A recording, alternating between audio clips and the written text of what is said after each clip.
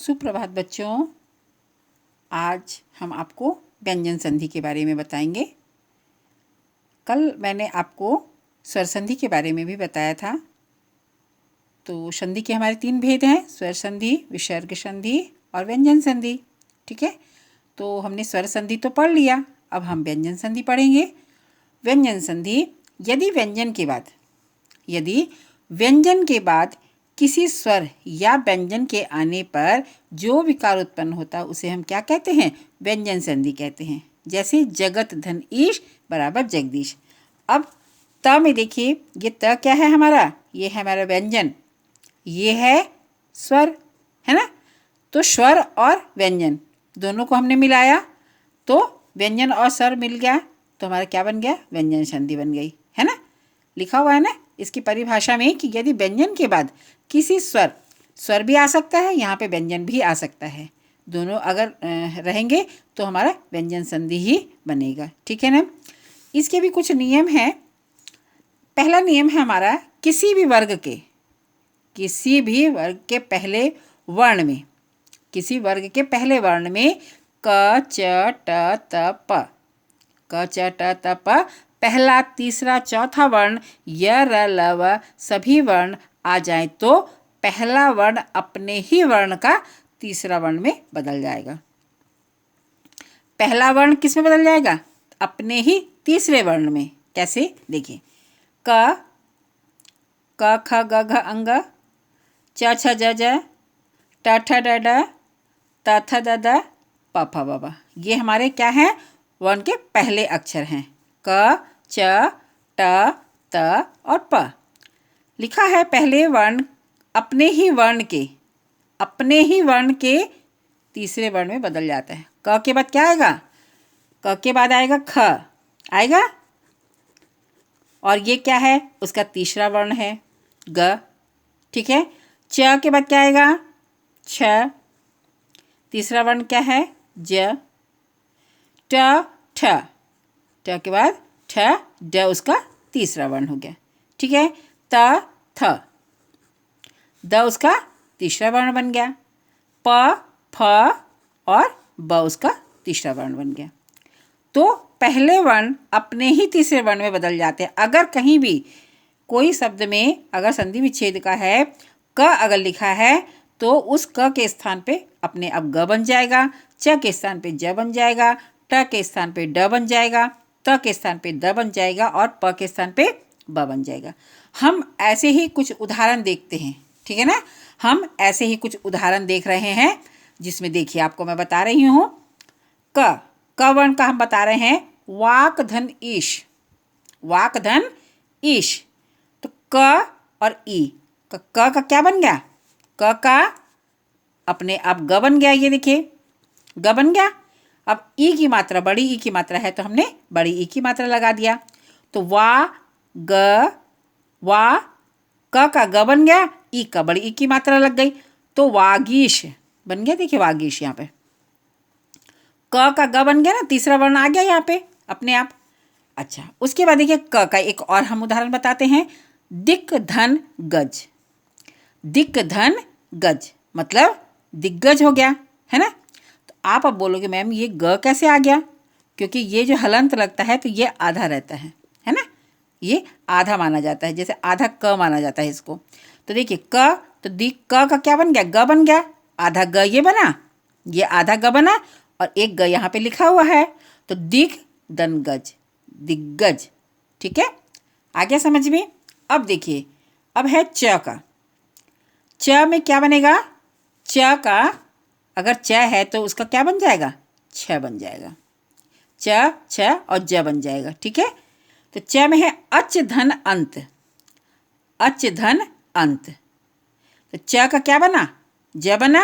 अ का अ है ही हमारे पास में, तो अच धन अंत बराबर हो जाएगा अजंत। अ ज, यहाँ पे ज हो जाएगा इसका ये। ठीक है, अजंत। फिर च का एक और देख लेते हैं, पंच धन जाब, पंच धन जाब। च का ज बना, प लिख दिए, च का ज बना तो ज लिख दिए, जा, है ना।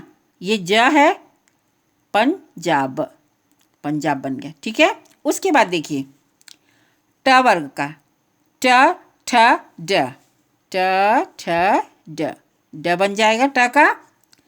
सट धन यंत्र, सट धन यंत्र, ट का क्या बना, ड बना, तो क्या बन गया, षड्यंत्र बन गया। देखिए सट धन, ट का क्या बनेगा, ड बन जाएगा। यहाँ पे भी देखिए आप, क का ग बन गया और च का ज बन गया, है ना। ये देखिए, तो सट धन यंत्र बराबर षड्यंत्र और सट धन आनंद बराबर षडानंद। कैसे षडानंद लिखना है, सट ये ट है, ये ड है, ट का क्या बन गया, ड बन गया और आ की मात्रा ये लग गई तो षडानंद बन गया, षडानंद बन गया। ठीक है ना। तो आपको ये चीज़ समझ में आ गई कि पहला वर्ण अपने ही वर्ण का तीसरा वर्ण में बदल जाता है। अगर पहला वर्ण लिखा हुआ है तो तीसरे वर्ण में वो अपने आप ही बदल जाता है। और मैंने आपको ये उदाहरण भी करके मैंने दिखाया आपको।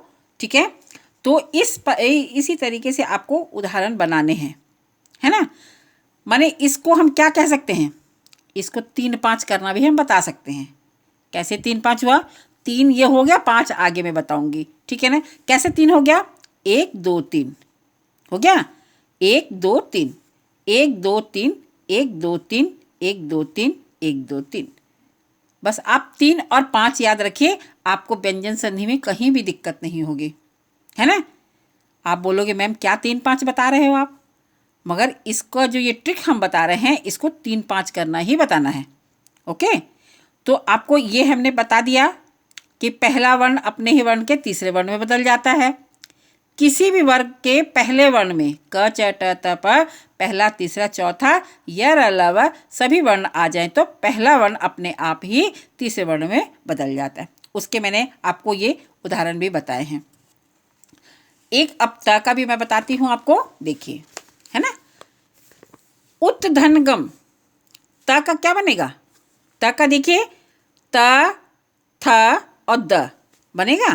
त का हमारा ये देखिए द बन गया।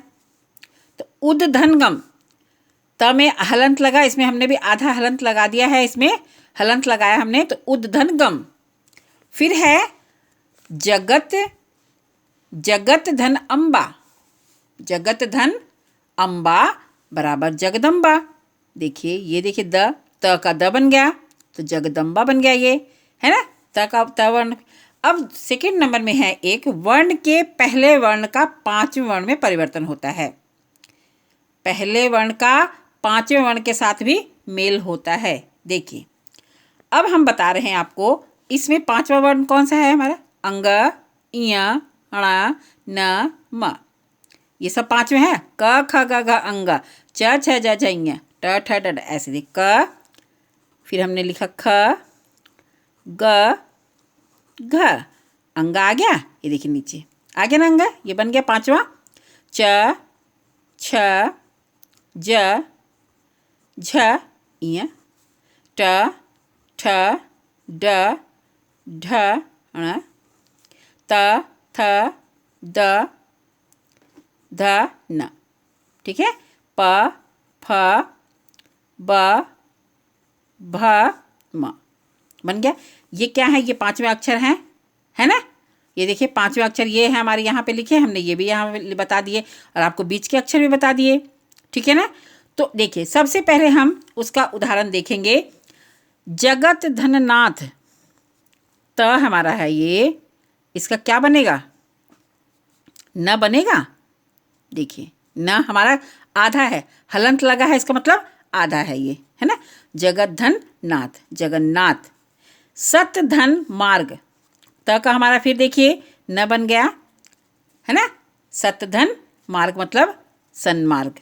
ठीक है, उसके बाद है सट धन मुख, सट धन मुख, षणमुख। अब आप बोलो मैम ये आना कैसे आ गया आधा, क्योंकि यहाँ पे ट हमारा आधा है तो हमको ण भी आधा ही लिखना पड़ेगा। ठीक है, इसी में गलती होती है। यहाँ पे सट धन मुख लिखा हुआ है, आप पेपर में क्या लिखाओगे, बोलेंगे मैम तो बोली है ट के बाद में ट आ रहा है तो उसमें न लिखना है और सन्मुख लिख देगी, और ये सन्मुख लिखा और ये गलत हो जाएगा हमारा, है ना। तो हमें लिखना है क्या, सन्मुख, आधा न आएगा उसमें, क्योंकि यहाँ भी हलंत लगा है और ट में भी हलंत लगा है। ठीक है। उसके बाद है वाक धन मय। वाक धन मय, तो क का क्या बनेगा? क का क्या बनेगा? क क्योंकि आधा है ना, आधा है यहाँ पे देखिए। क का हमारा क्या बनेगा? अंगा। वांगमय, ये आधा अंग है इसलिए, क्योंकि यहाँ पे हमने हलंत लगाया है। ठीक है, वांगमय। ठीक है, समझ में आ गया आपको? तो इसके भी वर्ण के पहले वर्ण का पांचवें वर्ण में भी परिवर्तन होता है।